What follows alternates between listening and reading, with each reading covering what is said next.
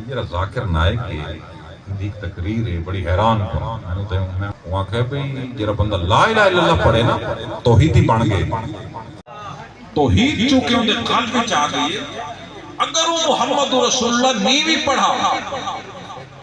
ممکن ہے کوئی چانس ہے کہ اللہ کو بخش دے ان دسا یہ بندے مسلمان ہیں چھپ کے بیٹھے ہو تو سارے میں تو اکل پوچھتا تو ضرور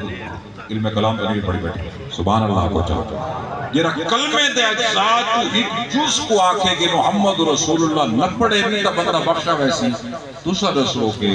یہ لوگ کون ہیں نہیں در بیٹھے ہو تو سارے وہ میں کو شیخ لینی دالان بڑے بڑے مشایخ یاد آنے لوگ تو جو دیات کر رلے ملے ودن اللہ تعالیٰ کہ میں کسی آنا بڑھ خدا دا بندہ رسول اللہ نے کعبہ چھوڑے تے امام پاک نے مدینہ چھوڑے تے مکہ بھی نال چھوڑے سبحان اللہ امام پاک نے مدینہ شریف چھوڑے مکہ بھی نال چھوڑے